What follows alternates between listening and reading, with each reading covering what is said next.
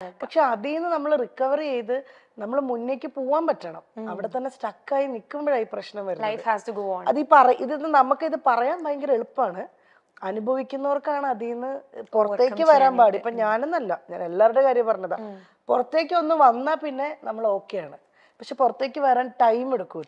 ചില ആൾക്കാർ 1 മാസം കൊണ്ട് ഓക്കെ ആവുന്നവരുണ്ട്, ചില ആൾക്കാര് 2 വർഷം 3 വർഷം.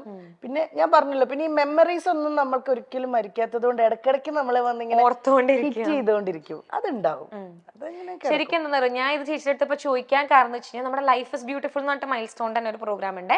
അതിൽ നമ്മുടെ ആര്യ ചേച്ചി ഇവര് ഇങ്ങനത്തെ ഒരു ക്വസ്റ്റ്യൻ വന്നപ്പോൾ അവർ പറഞ്ഞായിരുന്നു ഇവരുടെ ലൈഫിൽ ഇങ്ങനത്തെ ഒരു ഇഷ്യൂ ഉണ്ടാകാൻ മേജർ റോള് എനിക്ക് തോന്നുന്നു ബിഗ് ബോസിനാണെന്ന് അവർ പറഞ്ഞായിരുന്നു. അല്ല, എന്റേത് ബിഗ് ബോസ് ഒരു മേജർ റോൾ എന്ന് പറയാൻ പറ്റില്ല.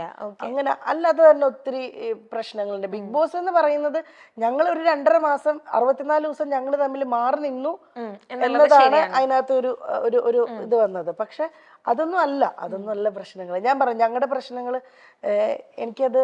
അത് ഞങ്ങളുടെ വീട്ടിനകത്ത് തന്നെ നിന്നോട്ടെ. അല്ല, ഞങ്ങളെ പേഴ്സണലി അറിയാവുന്നവർക്ക് അത് അറിഞ്ഞാൽ മതി.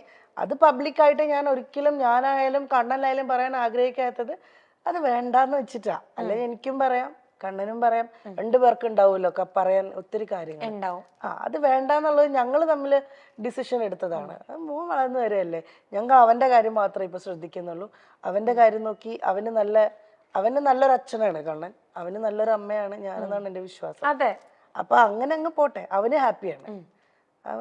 അവന്റെ ടീച്ചേഴ്സ് പറയാറുണ്ട് അവിടെ സിംഗിൾ മദേഴ്സ് ഉണ്ട്, അച്ഛന്റെ കൂടെ മാത്രം ഉള്ള കുട്ടികളുണ്ട്.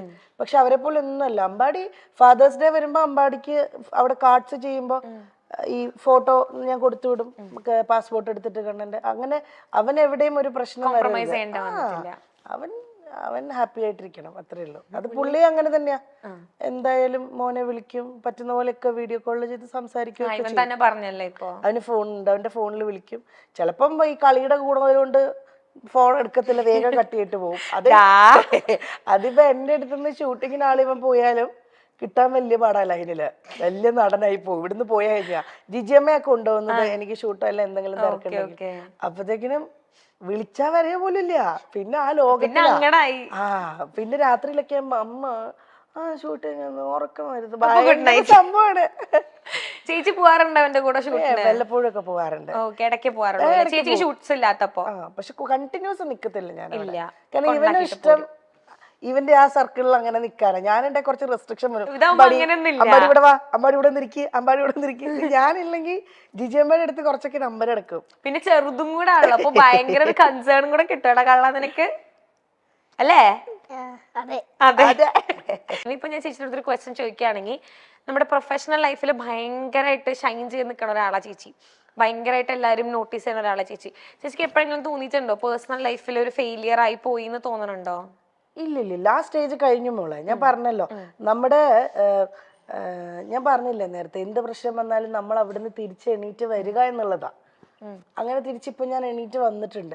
പിന്നെ അത് ഫെയിലിയർ ആയിന്ന് തോന്നാൻ ഇപ്പൊ ഫാമിലി ലൈഫ് ഇല്ല എന്ന് പറയുന്ന ഒരു ഹസ്ബൻഡ് വൈഫ് അങ്ങനെ ഒരു റിലേഷൻ ഇല്ല എന്നൊഴിച്ച് എൻ്റെ കൂടെ എനിക്ക് മോനുണ്ട്. എനിക്ക് ഫാമിലി എന്ന് പറയാൻ എനിക്ക് മോനുണ്ട്. എന്നെ അങ്ങനെ സ്നേഹിക്കുന്ന കുറെ സുഹൃത്തുക്കളുണ്ട്, എൻ്റെ കൂടെ കൈപിടിച്ച് നിൽക്കാൻ എന്നെ ഉറപ്പായിട്ടും. എൻ്റെ ബന്ധുക്കളൊക്കെ പണ്ടത്തെക്കാളും അവരെല്ലാവരുമായിട്ട് ഞാൻ കുറെ കൂടെ അറ്റാച്ച്ഡ് ആയിപ്പോ. ബിഗ് ബോസിന്റെ സമയങ്ങളിലെക്കാളും ഒക്കെ എൻ്റെ ബന്ധുക്കൾ എല്ലാവരുമായിട്ടും വരലുണ്ട്. എനിക്കൊരു ചേട്ടനുണ്ട്. ചേട്ടൻ്റെ പേര് ശരത് എന്നാണ്. ചേട്ടന് വൈഫ് പ്രിയ, അവർക്ക് 2 മക്കളുണ്ട്. ഒക്കെ അവര് വരും. അമ്പാടിക്ക് ഭയങ്കര ജീവനാണ്, ഭയങ്കര ഇഷ്ടമാണ് അവരെ. അപ്പൊ അങ്ങനെ എനിക്ക് ഫാമിലി എന്ന് പറഞ്ഞാൽ എനിക്ക് കുറെ പേരുണ്ട് ഇപ്പോ, സ്വന്തമായിട്ട് ബന്ധുക്കളായിട്ടും സുഹൃത്തുക്കളായിട്ടും എന്നൊക്കെ പറഞ്ഞ്. അപ്പൊ അതിനകത്ത് ഇങ്ങനെ ഒരു സംഭവം ഒഴിച്ചാൽ അപ്പൊ അതെപ്പോഴും നമുക്കുള്ളിലൊരു വിഷമമാണത്. അതൊരിക്കലും അയ്യോ ഞാൻ പരാജയപ്പെട്ടു പോയി, ഞാൻ സക്സസ്ഫുൾ ആണ്. എൻ്റെ മോനെ ഞാൻ സക്സസ്ഫുൾ ആയിട്ട് തന്നെ ഇരിക്കുന്നത്. എൻ്റെ മോനെ ഞാൻ നന്നായിട്ട് എനിക്ക് നോക്കാൻ പറ്റുന്നുണ്ട്, അവന്റെ കാര്യങ്ങൾ നോക്കാൻ പറ്റുന്നുണ്ട്, അവൻ ഹാപ്പിയാണ്. ആ രീതിയിൽ ഞാൻ 100% സക്സസ്ഫുൾ ആണ്. ഇൻഡസ്ട്രിയിലും വലിയ കുഴപ്പമില്ല. അതിങ്ങനെ ഇങ്ങനെയാണ് പൊയ്ക്കൊണ്ടിരിക്കുന്നത്. കയറി ഇറങ്ങി അത് ഞാൻ പറഞ്ഞ ഒരു ബ്രേക്ക് ത്രൂ കിട്ടുന്നവരെ നമ്മൾ ക്ഷമിക്കുക, വെയിറ്റ് ചെയ്യാന്നേ ഉള്ളൂ. ആ വെയിറ്റ് ചെയ്യണം, ബാക്കിലോട്ട് പോവാതെ, അത്രേ ഉള്ളൂ. എനിക്ക് ശരിക്കും ചേച്ചി പറയുമ്പോൾ ശരിക്കും ഫീൽ ചെയ്യുന്നുണ്ട്. ഇപ്പൊ ഞാൻ ചേച്ചിയുടെ അടുത്ത് ആ ക്വസ്റ്റ്യൻ ചോദിക്കാനുള്ള കാരണം എന്ന് വെച്ചാൽ കുറെ ഇപ്പൊ സൊസൈറ്റിയിലാണെങ്കിലും കുറെ പേരുടെ വിചാരമുണ്ട് ഇപ്പൊ സെപ്പറേറ്റഡ് ആയി എന്ന് പറഞ്ഞു കഴിഞ്ഞാൽ ദാറ്റ് മീൻസ് ഒക്കെ എന്തൊക്കെയോ തീർന്നു പോയി അല്ലെങ്കിൽ ലൈഫിന്റെ എന്താണ് ഫുൾ സ്റ്റോപ്പ് ആയി എന്നൊക്കെ. ബട്ട് ചേച്ചിയുടെ അടുത്ത് ആൻസർ കിട്ടാൻ വേണ്ടിയിട്ടാണ് ഞാൻ ശരിക്കും ചോദിച്ചത്. ഒന്നുമില്ല കേട്ടോ, അത് എനിക്ക് അങ്ങനെയൊക്കെ തോന്നിച്ചൊരു സമയം ഉണ്ടായിരുന്നു. പക്ഷെ അങ്ങനെയുള്ളവർക്ക് വേണ്ടിയിട്ടാണ് അങ്ങനെ ഒരു പക്ഷെ അതൊന്നുമല്ല. ഇപ്പൊ അമ്പാടി ഉണ്ട്, അമ്പാടിക്ക് ഒത്തിരി കാര്യങ്ങൾ ചെയ്യാനുണ്ട്. എനിക്കിപ്പോ 34 വയസ്സ് കഴിഞ്ഞു, എനിക്ക് ഇനിയും കിടക്കുകയാണ് ഒരുപാട് വർഷങ്ങൾ. നല്ല നല്ല ഒത്തിരി കാര്യങ്ങൾ ചെയ്യാൻ, ഒത്തിരി സിനിമകൾ ചെയ്യാൻ, അല്ലെങ്കിൽ ഒത്തിരി എന്തെങ്കിലുമൊക്കെ ബിസിനസ് കാര്യങ്ങൾ ചെയ്യാൻ ഒക്കെ ഇനിയും കിടക്കുകയാണ്. നമുക്കൊന്നും ആരും എവിടെയും പരാജയപ്പെട്ടു പോകുന്നില്ല.